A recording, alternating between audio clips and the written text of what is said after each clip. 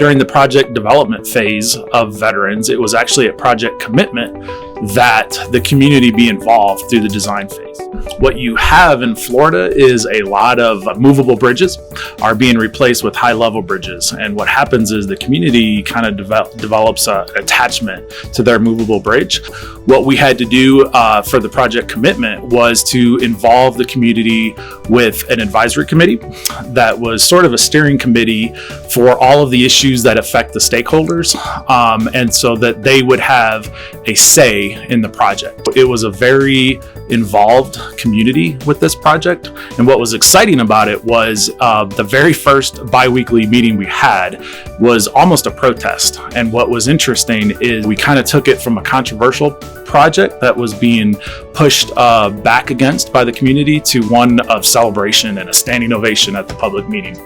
A lot of the technical challenges of the Veterans Project were really geometric in nature. Number one, we were going from a movable bridge to a high-level bridge. The length of this particular bridge was very short. One of the biggest challenges for the design team was to come up with a solution to really lower the grades of the bridge. Another significant challenge on the Veterans Project was the fact that it was an inline replacement. And so what this meant was construction schedule was a big deal to the community. There were a lot of businesses on the western half of the bridge and a community on the eastern half of the bridge. So what we did from the design team's perspective is to maximize the use of precast. So all of these arch components for the through arch and the approach open spandrel arches, they're all repeatable pieces of precast concrete, which we believe will reduce the construction schedule and improve quality and minimize environmental impacts. So what we have is a pier that ends in the water.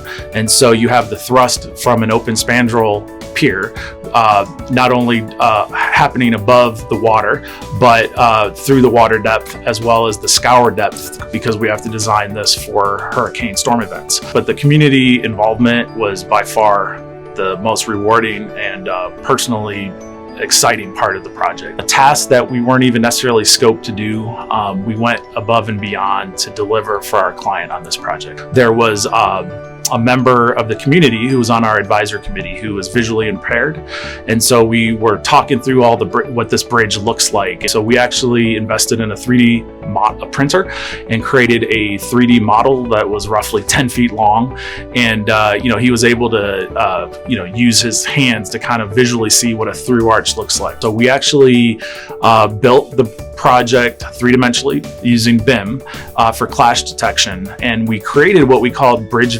visualization sheets, and we found those to be invaluable, not only with the owner for plan reviews, but also with contractors. We actually had our mandatory pre-bid meeting for all the contractors where the visualization sheets were presented to them, and it allowed them to simply see how all these precast pieces come together for the final project. I think that was invaluable, and I think it was one of the key reasons why the bids for this project came in 10% below the owner's estimate, the engineer's estimate. We have a plaque at each of the 18 overlooks for each U.S. engagement, starting with the Revolutionary War. So really the bridge can be used as an educational circuit, that we really did make it a tribute to veterans.